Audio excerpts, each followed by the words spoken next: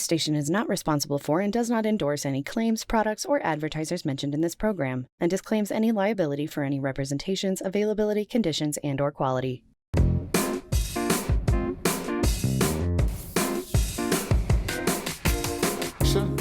And boy, do we have a guest today on the show that is not only a good executive in our state, in our city, in Madison, Mr. Paul Finley.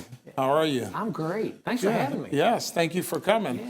Yeah. We chose to have you specifically because as I've been in the city for 18 years, you've done some things when I look at generational poverty and I look at how kids have been affected, how someone in the city have actually changed the dynamics of families and allowing the kids to move up the ladder.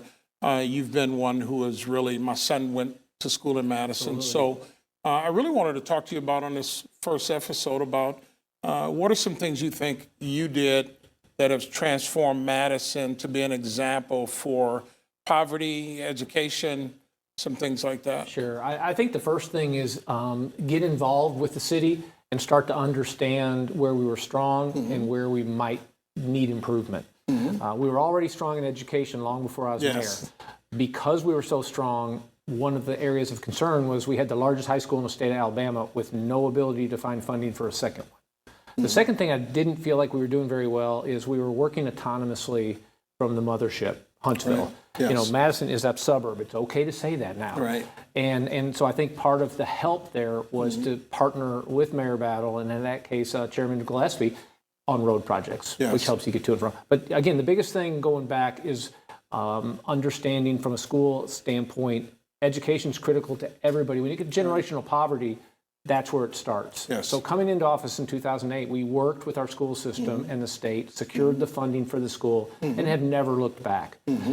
Second portion, coming in 2016, we did it again and worked with our schools, partnered with them on growth, and brought our community, you being one of them, a plan. If you'll tax yourselves, we'll continue to keep your education strong. They did, with 73% of the vote said, please go do it, and we've done it. Wow, so I think the first thing to me, Frank, is education.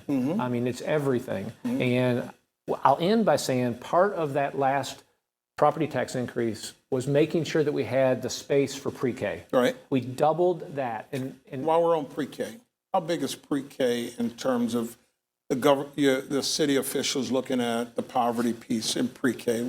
Tell me what you did different in pre-K than most cities don't do. First is fund it. First is focus on it and make sure that additional funding was in place. And again, the school system manages all that. We just support them in doing that. But making sure they had what they needed to get started. And I think they had about 230 slots. Correct. When we redid West Madison into Midtown Elementary, we then repurposed West Madison, and we doubled the size, a little under 500 folks in there now, pre-K. So that, again, makes a difference with that many more slots that are available for people that critically need it. So education was critical. I think, the other thing is we're maturing as a city. So as we've grown and as there's second and third generations, one of the things we've now done is focused on the plant your roots, the maturity of the city. It's no longer just for kids, it's for adults and grandparents, and so we're continuing to add with the community. I like that approach because I think when people look at a family unit, part of poverty is also looking at the holistic family and building your city that way. It is, which I think you've done an incredible job. Well, give me before we move on, give me a little bit inside the numbers in terms of what's going on with grades and based on what Alabama is putting out there on third grade reading level versus in the city of Madison. Yeah, I think it starts with every school that we have has an A rating. And I think that just says volumes. We're blessed because of the people who started the school system. In the early 90s, what they recognized as something that would make a difference as we were growing as a city was having an appointed school board and an appointed superintendent. Everybody knows who they work for. Citizens elect the council puts the school board in place, school board puts the superintendent. We're all on the same plan, and that's making a huge difference. Do you believe that trickled down in terms of the leadership? I'll tell you what it trickled down to is making sure that every one of those schools is fair and balanced. So each, because we've had to, over the span of, and I won't get the numbers perfect, but we've redistricted at least 10, 12 times in a 15 to 20 year period. that gets crazy political. Wow. But what that does is distribute basically poverty. Yes. And so because of that, there's no, one big one and one small. They're all the same. And in Madison, it's a real city. Yeah. That's 20 good. to 25%. I like that. We'll continue on that as we move forward. I got a couple questions on that. All right. And then we'll come back shortly.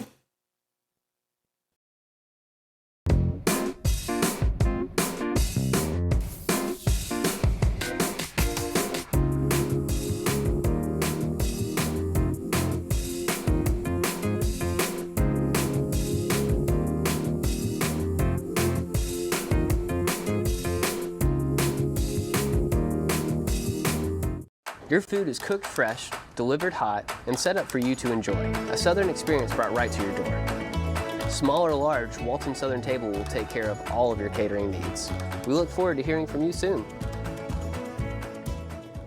Introducing the Landers McClarty Subaru Certified Pre-Owned Sales Event. Every certified pre-owned Subaru is backed by a 7-year, 100,000-mile powertrain warranty, interest rates as low as 2.9%, and a comprehensive 152-point inspection. Plus, they are priced 20 to 40% lower than a new Subaru. Take home a certified pre-owned Subaru today.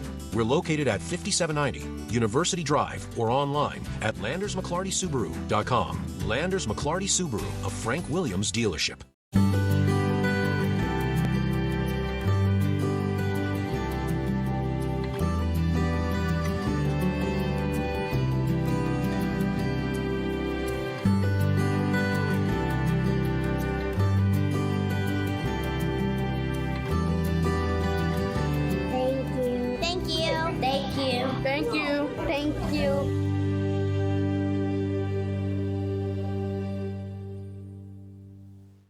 Good evening, folks. I'm reporting live from Landers McClarty Subaru, where we have a huge controversy on our hands.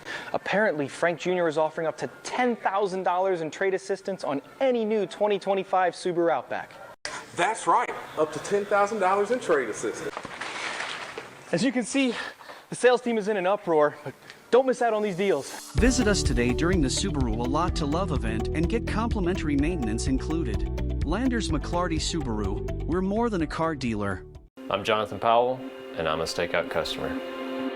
Before a big film shoot, I always get steak tips. If you're really busy and don't have time to cook, just call Stakeout. They'll cook for you.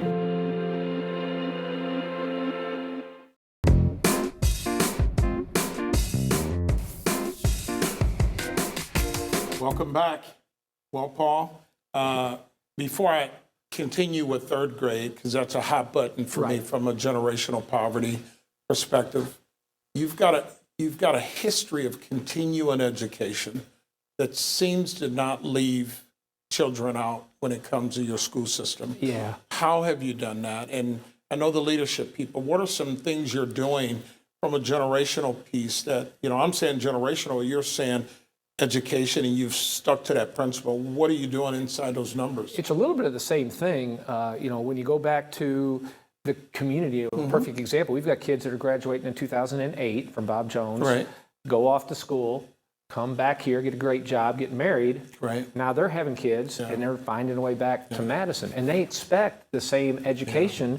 A lot of people don't know that that's one thing. That's a good compliment. I just want to tell the audience, as we have examples to deal with generational poverty, a good example of that is kids coming back to their own community and actually reinvesting into that school system. Go ahead. And they expect it to be the same way. And so I think part of what we've done is, again, understand our growth. People in this area know, but you just go back to the numbers: 4,000 in 1980, 15,000 in 1990, 30,000 in 2000, 43,000 in 2010, 56,000 in 2020. So you're growing in a crazy pace, and yet we've kept up with the things that are needed from a foundational standpoint. That's working with our school system. And I'm just a strong believer in team. There's no individualism when it comes to making sure you take care of a community. And so working with the superintendents we've had, the school boards, we all just share information.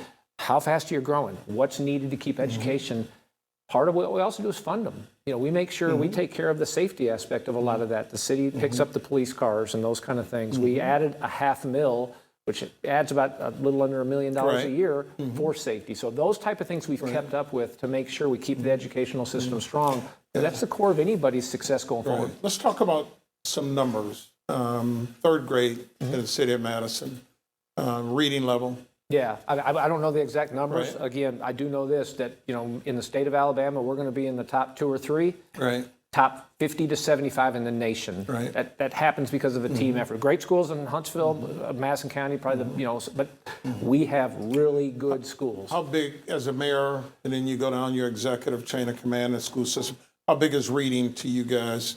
And how big do you think reading is to our, not just our community, but to our community, the families and the kids? Yeah, I think anybody who is in that, anybody, I think everywhere is critical, but we absolutely consider, reading and mathematics is cornerstones of being successful. And you think about, I'm just amazed. I was talking to somebody the other day, just within the 5 or 6 houses in my neighborhood, got folks with NASA, got folks building missiles, have school teachers.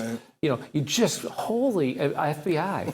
These are the folks that live in our community, but they in turn expect a lot. And that's I think high expectations deserve us to stay focused on that, and we have. So There's some the numbers levels that you're talking about are crazy good. I don't know them because that's the school side. You should know some of the high school numbers. Yeah, I think your high school numbers are pretty high. Yeah, I mean, they're incredibly high. I mean, I think they had, 37 national merit finalists between the 2 schools. I mean, that's just, but each individual high school was on the upper end of pretty much anything that's out there. Yes, so those kind of kids start young, continue through the system, and just keep building. Nobody get those kind of goals unless it's started young. That's so right. I admire that. And I think the other thing with that, along those same lines, when you go back to some of the poverty things, then you have the pockets within Madison that we were worried about. The folks that, when it comes to affordable housing, I don't think we're ever going to lead in that. We have multiple types of housing, but there were certain areas that people could come to, live in Madison, utilize our school system.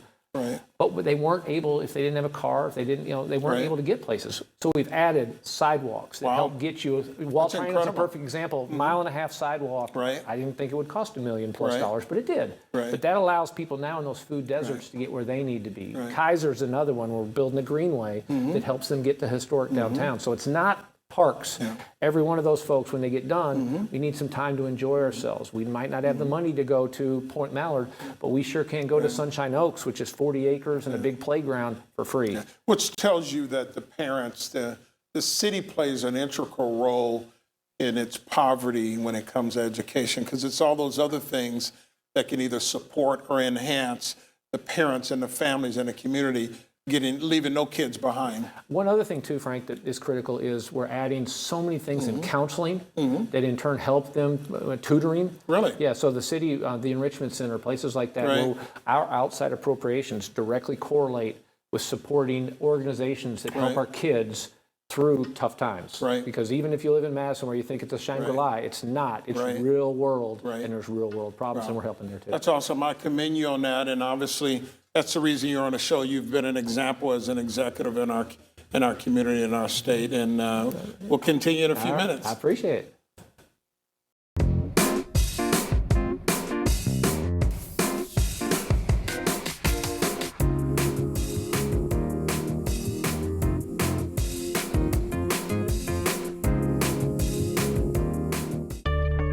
My favorite entree at Walton's is going to be the meatloaf. The customers always talk about the meatloaf, reminding them of how their wife would make it or how their mother would make it. Walton's reminds them of home.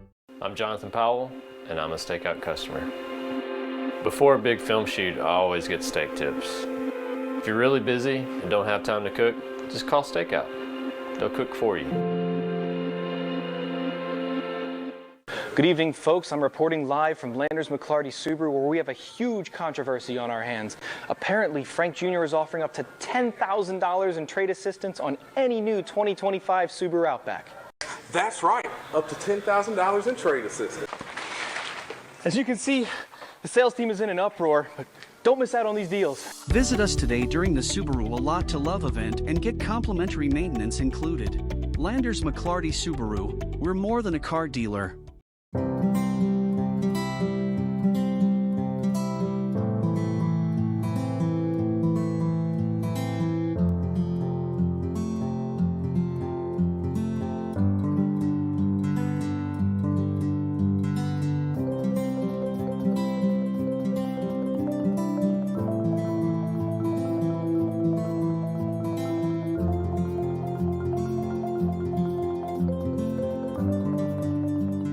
Introducing the Landers McClarty Subaru Certified Pre-Owned Sales Event. Every certified pre-owned Subaru is backed by a 7-year, 100,000-mile powertrain warranty, interest rates as low as 2.9%, and a comprehensive 152-point inspection. Plus, they are priced 20 to 40% lower than a new Subaru. Take home a certified pre-owned Subaru today. We're located at 5790 University Drive or online at LandersMcClartySubaru.com. Landers McClarty Subaru, a Frank Williams dealership. Join us for dinner at Walton's Southern Table. Enjoy great Southern dishes like catfish fillets, homemade chicken and dressing, and our classic meatloaf. At Walton's, we'll make you feel at home on the corner of Whitesburg and Airport, Huntsville.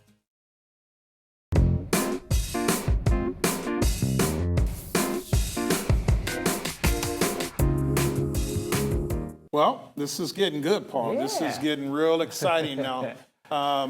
I want to talk about safety and health and how our audience may not understand until it's looked at as a negative, and what proactive safety and health does for generational poverty in school systems, a community, and how everybody gets a fair shake, right? Which is what I really like about how you've handled the city of Madison. Well, I appreciate it. I'm part of a team that looked at that and understood, that buzzword of quality of life. To me, it always starts with what you just said, safety and health. Let's go to health. One of the beauties, as I was coming in as a part of a team as mayor, they were determining a hospital. And Huntsville Hospital 1, put Madison Hospital in there. That has changed our world in the sense of all the doctors that are now out there, all the specialists that are out in our area. People don't have to go all the way, they're closer. The other part, here comes Crestwood now. On the south side, they're just building a freestanding ER to take some of the burden off of what's there. That whole south side, Madison Boulevard, is going to grow now. So now we'll have people can easily get, or more easily get there. So that's the health side that's just huge. The safety side, again, is big for us, and it's always been, when it comes to funding, you start with police, fire, and I'm going to tell you right now, all of us know, and cybersecurity. Yes. Because you better focus on that. But, I just go back to our police department. They truly are policing at a community level. We get into the neighborhoods. I don't need you on the side of the road just pulling people over where all you have is a negative touch. Get into the neighborhoods. Get into the schools. I'm going to help you with something, and it's a compliment to police safety. You would be an example of the engagement with your officers. I don't know if our audience knows some statistics in terms of crime. Just give us a quick glimpse of why that engagement and what it may do just with murder or something like that. I mean, I know that's off segment. It's kind of, it is and it isn't. Let's go back. You start off with the broken window theory. If you start monitoring down to the broken window, a broken window turns into a door, turns into a house that goes away. And now so we literally start there. We're blessed in the city of Madison. Over the last 3 years, I think we've had one murder, and if we could find wood, I'd knock on it. One. That means that we're making sure that any of the bad guys that come in are Did you just say one? One out of 3 years. And that's just huge. But our police department works with Huntsville, with Madison County, with Decatur. We we just had a bank robbery last week. We caught them within 4 days because we partnered with communities. So we want to keep our communities safe. We invest in police and fire. We're building a new fire station out in town Madison and adding about 20,000 square feet out there for our police department to continue to stretch out from a detective standpoint. We need folks making sure that every house is safe and our streets are safe. And they're doing when families and houses and communities are safe, it makes it easier for kids to have an option when you have the infrastructure there. We grew up leaving in the summer we left about 10 or once and you and I didn't get back until basically this. Be home when the street lights come on. You can't. They got to come on and then to go home. Today's world. We can do some of that in our neighborhoods right now because we're continuing to stay focused. And then going back to the other segment. And we're adding connectivity. So if they want to ride their bikes from one neighbor to the next to be safe and stay off the main roads, we're looking to do that. So I just think it's critical to make sure you add the infrastructure that's needed, both from the people side, staffing side, and in the infrastructure side. One thing I want to tap on before we move to the next segment. Man, tell me a little bit about this, the older generation, some things you've just recently done. that my age, I mean, you got places for me to go. That's right. Well, so what's cool, I talked about they go away, they get married, they come back, they have kids. Right. And then what's happening is all of a sudden the parents are coming, but they're not following their kids or following their grandkids. Right. But those parents are active and they need stuff to do. We just opened the Madison Community Center, about 30,000 square feet, 30 acres, which helps active folks to add woodworking, ceramics, pickleball, all the things that go along from there. Pickleball for people like me? That's right. Yeah. And on the other side, on the south side, down we have a wellness center now that has 12 brand new pickleball courts, 2 brand new softball fields. So there's a lot of things that we've added because as we've matured as a city, we need to take care of that clientele and that age group just was kind of lost because we're taking care of the babies. The reason I brought that up is, audience, when you think of a community, you think of generational poverty, you think of family, you need to have a community that works together, not just with the young kids, but the older kids, but also the older generation, which is what you have done, which, if you can give me 30 seconds, why that helps the community having a place for us to go as we get older. First, let's stay active. The more you stay active, both physically and mentally, the better off you are. The isolation that we saw during COVID was devastating to so many people.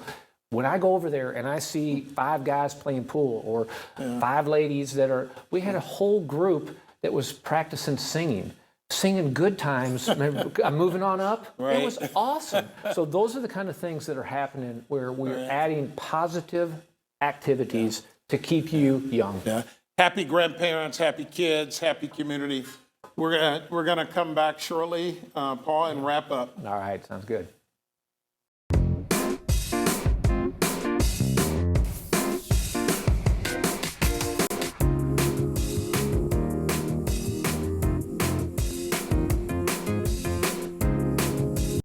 Customers say that the turnip greens are made the way they should be made. We wash them 4 times over, cook them, wash them again, and then we finish the cooking process to serve to you hot on your plate. Come to Walton's today and try our classic Southern turnip greens. You won't be disappointed.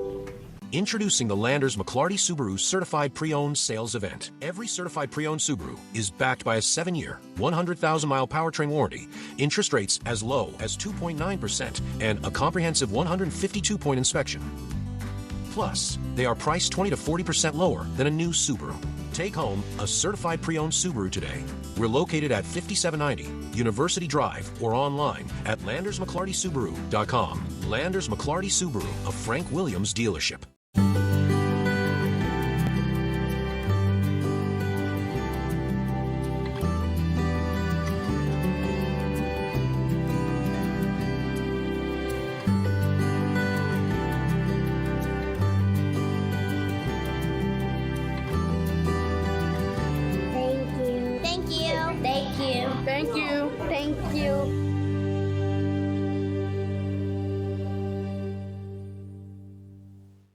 Good evening, folks. I'm reporting live from Landers McClarty Subaru, where we have a huge controversy on our hands.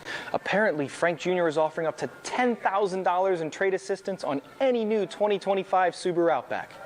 That's right, up to $10,000 in trade assistance.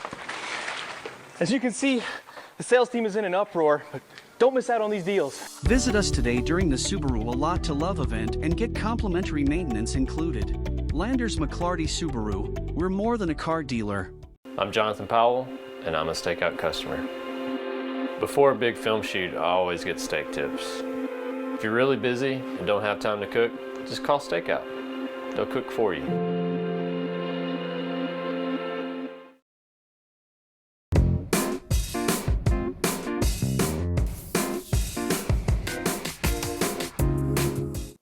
Welcome back. Well, this guest I could talk to all day because not only does he get it done, he actually means what he says, does what he says. But when you really want to connect with Madison, how are you going to tell me how we can do that? Talk to our audience and me about that. Yeah, I think it's a great thing. So a couple things. One, I think the one thing we haven't talked about that this community, overall community, is great is nonprofits. All the folks that are out there that are picking up the pieces. City's responsible for the core. The rest of those folks step up and help with the pieces that make it so much stronger. 2 things. One, we have a civic awareness academy that we started. Believe it or not, Frank, not everything you read on the internet is true. And so, and what we found is so many people were getting their information from a Facebook, but it wasn't correct. So 30 people every quarter, not every half a year, come in a 6-week class, learn what's happening in Madison. What it's doing is filling our pipeline for committees, boards, and a lot of the people you see running for the council and mayor seats went through that these last 2 times. So we want people to be engaged, and that's helping them. It's free class. There'll be one in the fall. You can go to madisonal.gov and learn more. Madison Visionary Partners is a big deal for us. I'm familiar with that one. Let's tell the audience about that one. It basically is set up as a way for a 501c3 to support activities that support the city of Madison. So you talk about inclusivity. Kids Kingdom was a wonderful playground. That's good. We in turn, working with the group, raised almost $1 million, and we turned it not only to redo the playground, but add for special needs. So it is set up for special needs folks. So if you have a cause that you want to see happen, and in turn you can roll it under that umbrella. Another support system for our kids. So many, and I have 2 hours every 2 weeks. Anybody who wants to come see me, 2 hours every 2 weeks, set aside 30-minute segments, kind of a scheduled open door policy. 8 out of 10 people that come to see me want to do something and don't know how. And a lot of it has to do with, I want to start this because of a special need. They can roll that underneath Madison Visionary Partners and in turn raise the money or support they need for that and activity. So there's a lot of ways to touch us. I think part of accessibility, who we work, we know who we work for, and we want to hear from them, and that's the biggest thing. It just needs to be scheduled. Yeah. One of the things we want to do on the show is allow the audience to know there's places in Madison. We'll just touch base real quick. You can go to frank.williams.com to be a volunteer to connect with Madison. And Paul, tell us some places where if people want to volunteer and get engaged in their community, ways that they can do that they may not know about. Sure. Well, I mean, one is boards and committees. You can go to our website and get involved on the recreation board. You can get on, we have a lot of people that really care about cemeteries and the respect that we have for those. There's a cemetery committee. So there's multiple different opportunities to support our city in that way. We also have work days. Let's go pick up trash. Let's go support one of the parks. A group like you says, hey, Landers McClarty wants to have a team. We're going to do that day. You can contact us and we'll help find ways that you can help support our city. We'll take all the help we can get. We need it. But there's a lot of folks that are helping us in every way. Well, one of the things I want to tell you, audience, is ways to get involved and connect with Madison. This is one of our best mayors that I've ever witnessed coming from another city. He has done it and got it done, dealt with generational poverty from a school system. I also like you to get involved. You can register at frankjwilliams.com and sign up so we can get you involved, whether it's the city of Madison or city of Huntsville. What we want to do is continue changing generational poverty at every step that we can. And Paul, I want to thank you. I really do. I think you have really gotten it done in the city of Madison, and I appreciate you for that. I appreciate your ability for us to talk about it. I'm just one piece of a big puzzle, but I'm really proud of our team and what we've accomplished. Yes, sir. Yeah.